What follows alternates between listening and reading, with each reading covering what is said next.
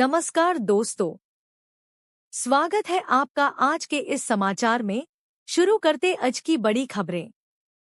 बांसवाड़ा डूंगरपुर सांसद राजकुमार रोत को धमकी देने वाला आरोपी गिरफ्तार। उदयपुर साइबर थाना पुलिस ने इसे गिरफ्तार किया है। एसपी सूर्यवीर सिंह राठौड़ उसका अनुसंधान कर रहे हैं। आपके बता दें, कल लोहारिया थाने में उसने आत्मसमर्पण किया था। उसने दारू पीकर कहने की बात स्वीकारी थी। आरोपी ने थाने में राजीनामा भी दिया है। उदयपुर साइबर थाना पुलिस उसे पूछताछ कर रही है। पश्चिम बंगाल में मेडिकल की छात्रा के साथ सामूहिक बलात्कार। पश्चिम बंगाल में एक निजी मेडिकल कॉलेज की छात्रा के साथ सामूहिक बलात्कार की घटना सामने आई है। 3 अज्ञात लोगों ने छात्रा को जंगल में ले जाकर वारदात को अंजाम दिया।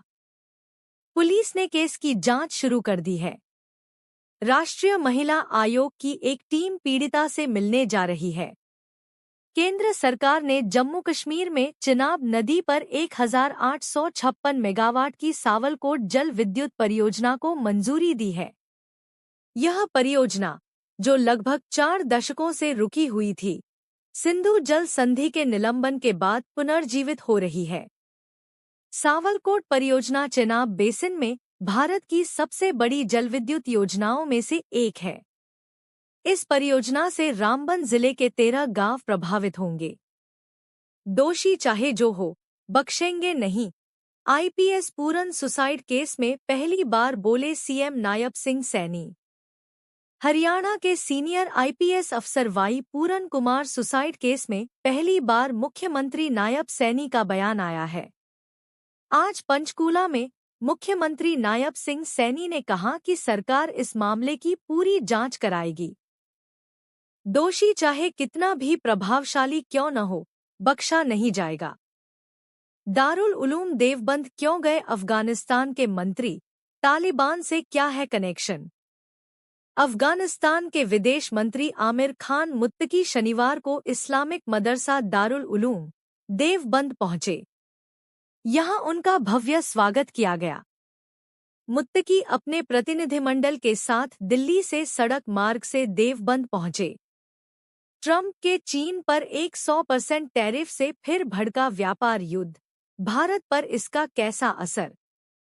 वर्तमान में चीन से आने वाले सामानों पर पहले से 30% अमेरिकी शुल्क लागू है, जबकि बीजिंग अमेरिकी उत्पादों पर 10% शुल्क लगाता है। नए 100% शुल्क से दोनों देशों के बीच अधिकांश व्यापार लगभग ठप पड़ने की आशंका। भारत चीन के बीच फिर शुरू होगी सीधी उड़ान। इंडिगो ने जारी की फ्लाइट की तारीख और टाइमिंग। इंडिगो ने कहा कि यह कोविड-19 महामारी के बाद भारत और चीन के बीच उड़ानें फिर से शुरू करने वाली पहली एयरलाइनों में से एक है। इससे पहले इंडिगो ने 26 अक्टूबर से कोलकाता और ग्वांगझो के बीच फ्लाइट की घोषणा की थी। बोले तो गपशप। फाउंडर ने समझाया अरट्टे का हिंदी मतलब। ऐप के अपडेट के बारे में भी बताया। इन दिनों सोशल मीडिया पर अरट्टी ऐप की काफी चर्चा है। यह एक मैसेजिंग ऐप है और इसे व्हाट्सएप के विकल्प के रूप में देखा जा रहा है।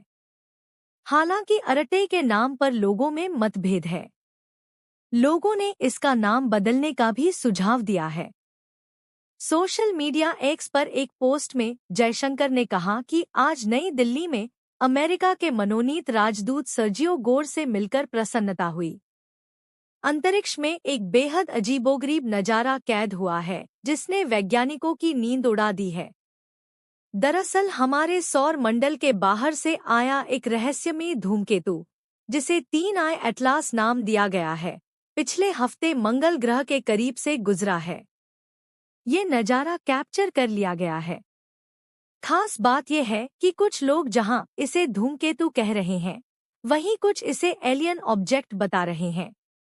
इसे रहस्यमय तरीके के चमकदार बादलों में घिरा हुआ पाया गया है, जिसकी वजह से ये एक तरह से छिपा हुआ है। भारतीय कंपनी जोहो इस समय 2 कारणों से चर्चे में है।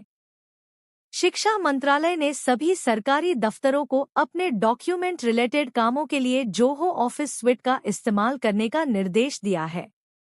वहीं जोहो कंपनी द्वारा बनाई गई आरत्य ऐप आनंद महिंद्रा ने डाउनलोड किया और सराहा है। जोहो कंपनी और इसके फाउंडर श्रीधर वेम्बू दोनों भारतीय हैं। ट्रंप को मिला शांति का नोबेल पुरस्कार। नेतन्याहू ने जेनरेटेड फोटो पोस्ट कर मनाया जीत का जश्न।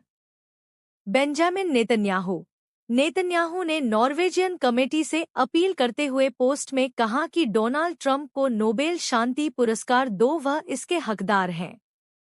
उन्होंने कैप्शन के अंत में एक गोल्ड मेडल इमोजी भी लगाई।